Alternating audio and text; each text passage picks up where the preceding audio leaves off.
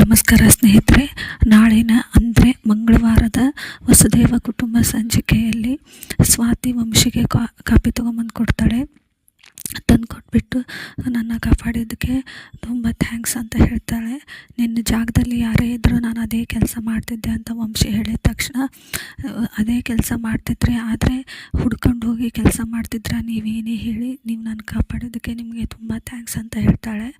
ಅದಕ್ಕೆ ವಂಶಿ ಇದ್ದವನು, ಆ ಪಶುಪತಿ ನಿನ್ನ ಕಾಪಾಡೋದೊಂದಿಲ್ಲ ಅಂದಿದ್ರೆ ಆ ಪಶುಪತಿ ನಿನ್ನೆ ನನ್ನ ಕೈಯಲ್ಲಿ ಏನಾಗ್ತಿದ್ದೋ ಅದು ನನಗೆ ಗೊತ್ತಿಲ್ಲ, ಅವನಿಗೊಂದು ಗತಿ ಕಾಣಿಸ್ದೆ ಬಿಡೋದಿಲ್ಲ ನಾನು ಅಂತ ಹೇಳ್ತಾನೆ.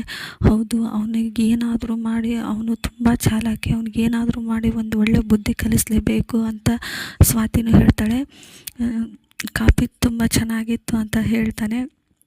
ಹಾಗೆ ನೀನು ಇದ್ರ ಬಗ್ಗೆ ಎಲ್ಲ ತಲೆ ಕೆಡಿಸ್ಕೋಬೇಡ, ಇದನ್ನೆಲ್ಲ ಆಮೇಲೆ ಕೂತ್ಕೊಂಡು ಯೋಚನೆ ಮಾಡೋಣ ಅಂತ ಹೇಳಿ ವಂಶಿ ಹೊರಟು ಹೋಗ್ತಾನೆ.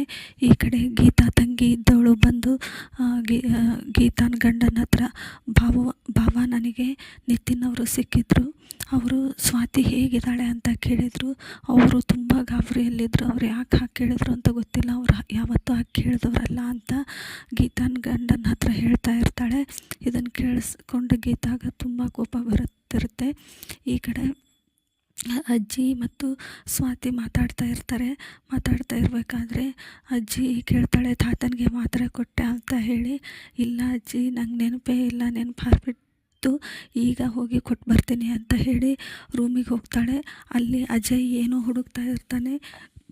ಇದನ್ನು ಸ್ವಾತಿ ನೋಡಿದಂಥವಳು ಯಾರೋ ಕಳ್ಳ ಬಂದಿದ್ದಾನೆ ಅಂತ ತಗೊಂಡು ಅಲ್ಲೇ ಇದ್ದಂಥ ಒಂದು ಸ್ಟಿಕ್ ತಗೊಂಡು ಅವನಿಗೆ ತುಂಬ ಹೊಡಿತಾ ಇರ್ತಾಳೆ. ಅವನ ಜೋರಾಗಿ ಕೂಗೋದು ನೋಡಿ ಅಜ್ಜಿ, ತಾತ, ವಂಶಿ ಎಲ್ಲರೂ ಗಾಬರಿಯಾಗಿರ್ತಾರೆ. ಇಲ್ಲಿಗೆ ಈ ಸಂಚಿಕೆ ಮುಕ್ತಾಯವಾಗಿದೆ. Thank you for watching.